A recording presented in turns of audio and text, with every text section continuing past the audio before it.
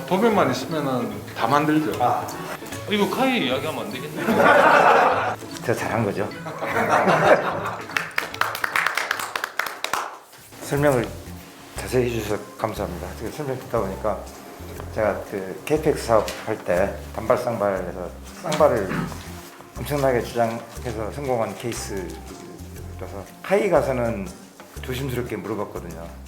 쌍발로 가는 거 후회 안 하십니까? 라고 물어봤는데 하나에 와서는 더 잘한 거죠.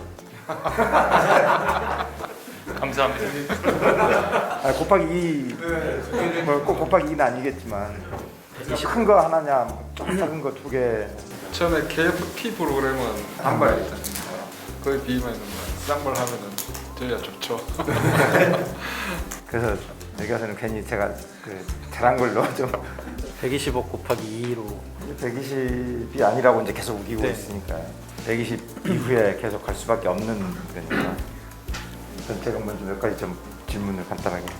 무인기하고 이제 다양한 하는데 그 유인기에 대한 진입 장벽, 신뢰도 뭐 신뢰성 문제 뭐 이런 거 이제 여러 가지가 있으실 것 같은데 전망으로 보신다면 단계가 있는데 뭐 저희 같은 경우에 처음 시작 자체를 정비 사업부터 먼저 시작을 했고 네. 그다음에 이제 85 엔진에 대해서 구비를 하고 뭐 수출 이제 시작 그러니까 처음에는 이제 하청 사업을 이제 시작한 거죠. 하면서 이제 국제 과제를 통해 가지고 오발 기술이라든가 아니면은 KFP 프로그램 통해 가지고 이제 부품 제작 능력을 키우면서 쭉 왔었고 현재는 이제 어느 단계까지 부품 같은 경우에는 어느 단계까지 갔냐면은 트렌드 700이라든가 900 롤스로이스 엔진 같은 경우에는 이제 펜 모듈까지 저희가 해서 납품하고 그다음에 LM 2500이나 LM 6000 최근 들어서 LM 9000까지도 저희가 이제 모듈 사업까지 이제 갔는데 그게 이제 제작 단계에서 그러니까 전체를 하기 이제 직전 단계까지 갔고 유인기 같은 경우에는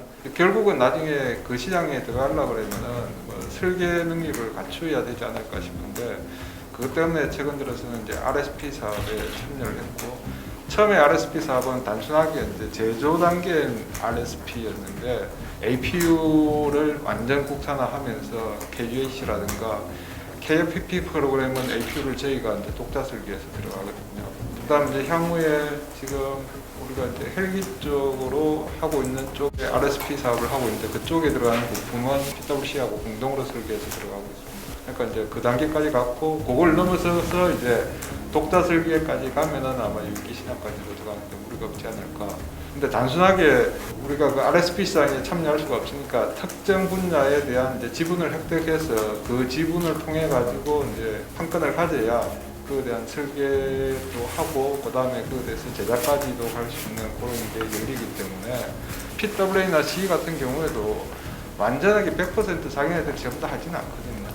워낙 개발비가 많이 들고 하기 때문에 그래서 지금 우리는 이제 그 설계 초창기 단계를 이제 막 지나고 있는 단계이기 때문에 거기서 한 단계 더 나아가면은 이제 우리 또 특화된 부분에 대해서 투자적인 설계 능력을 갖추면서 그 부분까지 갈 수 있지 않을까 그렇게. 도라맨님들이 알기 쉽게 한 번 더 질문을 드리면 지금 말씀 들어보니까 어느 정도 엔진에 대해서 자신감이 있다는 말씀으로 좀 많이 들립니다. 좀 재밌게 얘기해서 우리 한국형 엔진도 우리가 만들 수 있다라는 언제 정도 되면 되겠구나 이게 좀 어려운 얘기지만 그 정도 자신감을 가지고 계신 것 같아서 어느 정도 되면 우리도 우리 엔진을 만들 수 있겠습니다. 근데 이 와중에 우리가 지금 가장 필요한 게 이 정도는 넘어가야 될 것입니다 라고 한 번만 더 말씀해 주시면 도면만 있으면은 다 만들죠. 일반적인 뭐 장비를 이용해서 가공하는 것 자체는 웬만한 건 다 만드는데 스페셜하게 들어가는 공정이라든가 이런 부분들은 이제 국제 과제를 통해 가지고 장비 투자도 하고 해서 이제 생산을 하지만은 그냥 단순하게 한 프로젝트만 보고 투자하기에는 이제 투자 비용이 워낙 많이 드니까 경제성이 떨어지니까 안 할 뿐이지 제조 분야에 있어서는 뭐 어디 내놔도 빠지지 않는다고 그렇게 보고 있습니다. 제가 딱 느껴지는 게 처음에 왔을 때하고 그 뒤에 왔을 때하고 지금하고 발전되는 게 저는 이제 체감이 되거든요. 맨 처음에 왔을 때는 APU 아마 그때 시도해보는 뭐 그런 거였는데 아까 설명해 우주까지 갈 정도로 그래서 지난번에 왔을 때도 제 기억에 설계만 빼고 나머지 다 할 수 있다라는 말씀까지는 아니셨던 거예요. 길다면 긴 시간이고 짧다면 짧은 시간인데 한 3, 4년 이 텀으로 이렇게 지금 제가 받아들인 어감이 굉장히 빠르게 발전하고 있는 거고 결국은 저도 이제 뭐 이렇게 누가 질문을 하고 그러면 왜 우리는 전투기 엔진을 전투기까지 만드는데 전투기 엔진을 못 만들어 하면 거기에 투자되는 비용 대비 효과가 과연 나올 것이냐라는 게 설계도 작은 건 되지 않나요? 아 그러니까 APU도 AP는 이제 뭐 다 하시는 거니까 거기까지 가니까 제가 질문도 드리면 이제 전투기 엔진까지 이제 말씀을 드렸습니다. 실감이 안 가서 이제 이건 질문인 건데 전투기 엔진은 저희가 많이 봤거든요. 근데 함정으로 가면 함정에 터빈 엔진이 있었습니다. 배 밑에 이제 들어가서 보면 엄청나게 또 큰 엔진이 있더라고요. 그 차이가 어떻게 되죠? 크기나 뭐 무게나 추력이나 차이. 나중에 현장에 가시면 그 두 가지 엔진을 보실 수가 있는데요. 이 뭐 저기 부사장님 잘 아시는 F-16 기준으로 하면 F-16이 뭐 한 4, 5m 정도. 네. 예. 길이가 4m. 예, 폭이 한 1m, 1m 50 이 정도 되잖아요. 물리적인 크기는 그거보다 한 3배, 2배, 3배 정도 더 엔진이 큽니다. 함정계. 함성기계. 네. 이게 왜 그런가 하면 비행기에 나는 건 무조건 작고 가벼워야 이게 뜰 수가 있지 않습니까? 근데 배에 있는 거는 선체의 크기에 따라서 얼마든지 이게 자기가 수용 가능하다 그러면 엔진은 얼마든지 커도 되고 디젤 엔진 같은 경우에는 게스트빈 엔진보다 훨씬 더 크거든요. 그러다 보니까 게스트빈이 거기에 들어가는 거는 사이즈의 어떤 그 리미트가 없는 상태에서 설계가 되는 거죠.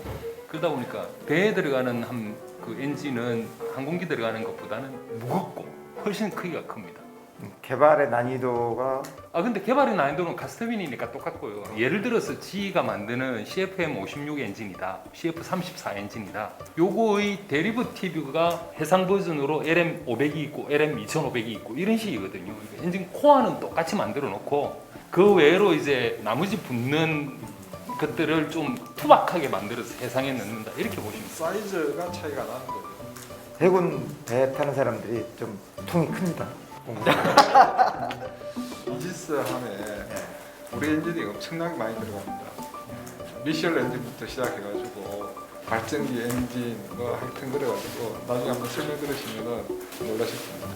왜 그 말씀 드렸냐면 제가 처음에 함정을 이제 공군대 해군 가가지고 함정을 처음 타봤는데 그 가스터빈 전투기 제트 엔진이 있다는 거예요. 야 니네는 그 디젤 엔진으로 저 왕복 엔진 해가지고 가는 거 아니야? 그랬더니 엄청 무식한 사람 제트식으로 받았는데 그거 모르는 사람 되게 많습니다. 그렇죠. 배 제트기에 운영하는 엔진이 들어가 있다. 평상시에는 디젤 엔진으로 순항하고 기동을 필요로 하고 할 때는 잠깐씩 이렇게 사용한다 그래서 그리고 이지스함 같은 경우에는 그 디젤 엔진도 없거든요. 전부 가스터빈 엔진, 주력으로만 쓰는 가스터빈 엔진이 LM2500 엔진 4대가 들어가 있습니다. 네, 우리가 이제 무인기를 정말 손바닥 많은 것부터 시작해서 거기에 엔진이 이제 어느 정도까지 무인기는 우리가 이제 코어 엔진을 작년에 F100 모델로 해가지고 코어까지는 만들어가지고 많은 네티즌 분들, 우리 보라매님들 중에서 질문한 내용 중에 엔진 관련된 게 좀 하나 있습니다. 왜 과연 F18 엔진을 우리가 계속 만드느냐? 404, 414로 이게 버전 가는 게 공군이 아니라 해군용 F18 엔진. 그러면 이제 어떤 분들이 보기에는 거봐, 공군 거보다 해군 게 좋잖아. 옛날 왜 F16도 이 얘기부터 다시 회자되는 이런 내용들이 있는데 왜 그렇게 갔는지를 이렇게 재밌게 얘기해 주시면 아마 거의 다 오해가 풀릴 것 같습니다. 저희가 게스터빈을 퓨얼리 볼 때는 뭘로 보는가 하면 이게 게스터빈의 형식이 터보 제시냐 터보 팬이냐 그 차이. 또는 얘가 추력을 낼 수 있는 최대치가 얼마냐 또는 얘가 전자제어 기능이 있느냐 없느냐 윙바이 와이어 기능이 있느냐 없느냐 이런 걸로 고객의 요구도를 받아서 지금 말씀하시는 사양의 최고의 엔진은 F414하고 유로젯이 만들고 있는 EJ200이 동시에 채택이 가능합니다. 이렇게 제한을 드리는 거죠. 그러니까 그게 해군인데 그걸 공군으로 쓴다의 개념이 아니라 어떤 사양을 원하십니까? 맞춰드릴게요. 이렇게 되는 거죠. 저희가 얘기도 안 믿으시길 한 번 더 거부가 된 겁니다. 또 하나는 댓글 질문 중에 나왔던 내용인데 때도 KFX 앞으로 수출도 해야 되고 하는데 가져와서 이제 우리가 만들어서 납품을 하는 거지 않습니까? 그러면은 한미 관계가 안 좋아지면 껍데기는 만들어 놓고 메인 동력원 엔진을 우리가 공급 못 하는 거 아니냐? 그러면 수출 안 되는 거 아니냐? 그러면 사실 엔진 뭐 KFX에도 공급이 안 될 거 아닙니까? 한 번도 의심해 보신 적이 없으시죠? 제가 볼 이제 때는 예를 들어서 제가 답변을 드린다면 우리가 F-35를 도입을 하면서 엔진에 대한 후속 군수 지원 체계를 국내에 갖추지를 못하잖아요. 그걸 전부 다 이제 해외로 정비를 보내야 되는데 거기에 대한 국민적인 반감은 상당하다는 거죠. 왜 우리가 우리 손으로 정비를 못해서 우리의 공군력을 외국의 그 정비 지원에 의존을 하게 되느냐. 방금 말씀하신 한미가 문제가 됐을 때 하고 관점을 딱 이렇게 연결을 시켜보면 결국은 밖으로 보내든 우리가 안에서 하든 페이턴트를 갖고 있는 나라에서 허락을 안 해주면 그거는 뭐 직도입을 하든 뭐 어떤 식이 되든 우리가 만든 엔진이 아닌 다음에는 누군가 그 엑스포트 라이센스에 규제를 딱 하게 되면 우리나라 항공기 전투기는 아무도 못 드는 거죠. 그게 뭐 우리가 뭐 국내에서 매너 생산을 하면서 왜 미국이 끊으면 이런 차원하고는 조금 다른 차원에서 봐줘야 되는 문제가 되는 거죠. 물론 가정하신 거긴 한데 이게 일반적인 관계는 될 수 없는 게 제가 생각에는 저희가 생산하는 품목 중에 저희만 생산할 수 있는 게 있습니다. 쉽게 말해서 G나 PW가 저희가 부품을 공급 안 하면 생산 못할 엔진이 나오거든요. 아마 이렇게 일반적인 관계는 되지 않기 때문에 자, 작년부터 많이 강조하시는 말이 있어요.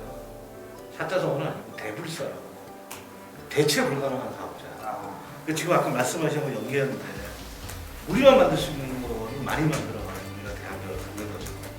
그러니까 단순히 가불이 아니라 갑갑관계, 우리로 핀관계고 우리가 그 정도의 자신감을 갖고 목표를 위해서 가고 있습니다. 이게 기사 쓰기가 좀 어려운 게 있어요. 전문적인 영역도 있고 이렇게 어떻게 보면 독자들이 볼 때 재미가 없을 수도 있거든요. 되게 중요한 얘기인데도 불구하고 글로벌 넘버원 파트너를 이렇게 지향을 하시는데 4대 엔진서로 도약이나 이런 거는 안 하는 건가요? 아니면 좀 시간이 좀 걸리는 건가요? 이런 부분하고 또 뭐 지금 대불사를 말씀하셨는데 우리가 보는데 그러니까 독자들이 궁금한 건 뭐냐면 왜 한국에다 맡기냐는 거예요. 이게 일본이나 얼핏 볼 때 다른 데도 우리나라랑 비슷할 때 뭐 이태리나 이런 데 좀 할 수 있지 않을까 생각이 드는데 그게 한국만 가능한 이유 있습니까? 좀 두 가지에 대해서 설명 부탁드리겠습니다. 4대 엔진도 결국은 나중에 뭐 그 시장성이라든가 이런 것들 때문에 봐야 되는데 아까도 말씀드린 바와 같이 그 엔진 자체를 요즘은 이제 전부 다 국제 공동 개발 사업을 하는 거지 어느 한 OEM이 독자적으로 하지는 않거든요. 그래서 이제 저희가 추구하는 바가 이제 향후에 계속 RSP 사업을 이제 확대해 나가면은 그 위치 완전 OEM이 아니지만은 거기에 버금가는 위치까지는 이제 갈 수 있겠다라고 지금 보는 거고요.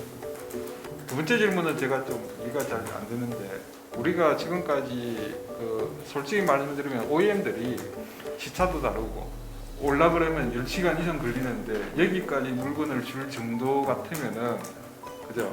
가까운 뭐 국내도 있고 가장 가까운 유럽도 있고 한데 여기에 물건을 준다. 그럼 뭔가 메리트가 있어야 줄 거 아닙니까? 물론 이제 처음에는 우리도 뭐 가격 경쟁력 가지고 했지만은 처음부터 끝까지 유지했던 게 이제 품질로 일단은 우리는 승부를 하자. 그래서 과거에는 뭐 프라이드 앤 퀄리티를 뭐 캐치프레이즈로 내걸고도 했고 최근 들어서는 롤스로이스한테 우리가 양산 그 인정까지도 받을 정도로 그 정도로 이제 레벨을 높였는데 하여튼 뭐 품질 하나만큼은 하나 에어로스페이스에서 나간 거는 믿고 사용할 수 있는 정도가 되자라는 걸 가지고 이제 간 거고. 그 다음에 이제 제조 기술 자체도 도면만 있으면은 뭐 못하는 게 없을 정도까지 이제 올라갈 정도가 됐으니까 이제는 뭐 믿고 우리한테 그냥 주더라도 관계없고 최근 들어서는 우리가 지금 KFX 엔진 지금 부품 사업을 이제 개발하고 있지 않습니까? 개발하고 있는데 그 와중에서 지에서 개발하고 있는 걸 저한테 납품을 좀 해요라고 요구까지 올 정도거든요.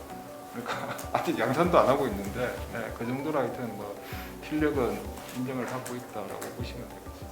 그럼 한 가지 이제 제가 여쭙고 싶은 여쭐 거보다는 이제 뭐냐면 항공기라고 하면 이제 스킨에 가려서 모든 게 겉을 만들거나 마지막 최종 조립한 회사가 아무래도 유명해지면 스포트라이트를 받게 되는 거. 사실 몸에 심장이 없으면 사람이 움직이지 못하고 항공기 엔진이 없으면 날 수가 없죠. 그런데도 불구하고 스포트라이트 많이 못 받고 있었다는 생각이 좀 서운하신 생각이 있지 않을까. 항상 우리는 손님들 오시고 뭐 프레젠테이션 하고 나면은 그 얘기합니다. 뭐 여러분들이 국내든 해외 나가실 때 비행기를 타면은 그 날개에 붙이는 엔진에 우리 회사 제품이 들어 있습니다. 마침 그 인텔이 뭐 인텔 인사이드라고 얘기하듯이 엔진에 항상 우리 제품이 들어가 있습니다. 그렇게 얘기하고 있습니다. 저는 진짜 저 신입사원 때 들었던 이야기가 아직도 안 잊혀먹히는데 그때 사업장장이 하셨던 말씀이 뭔가 하면 엔진이 있잖아 여기에 이 엔진이 미국을 가고 싶어 엔진이 혼자 갈 수 없으니까 컨테이너에 넣어서 가야 되는데 그 컨테이너가 기체라는 거예요. 전혀 새로운 시각인데. 그 듣고 엔진이 선택을 한 거네요. 그렇지. 엔진이 주체예요. 엔진이 가고 싶은데 그냥 못 가니 컨테이너 같은 이렇게 비행이 가능한 포장을 해야 되겠고 그 포장이 기체라는 거예요. 이거 카이 이야기하면 안 되겠네. 작은 엔진부터 이제 전투기 엔진, 그다음 민수형 이제 대형 항공기 엔진 거기 다 하고 이게 이제 우주까지 가는 그림을 이제 우리 하나에서 그리고 있어서 이 엔진이 미국도 가고 우주도 이제 가고 싶어 하는데 포부를 한번 밝혀주세요. 이미 뭐 엔진은 우리가 만든 부품을 가지고 엔진은 날고 있는데 이제 그 부품이 우리 독자 설계로서 이루어진 부품을 가지고 해외 각국뿐만 아니라 우주 상공까지도 날아다니게 하는 게 저희들의 꿈입니다. 감사합니다. 고맙습니다.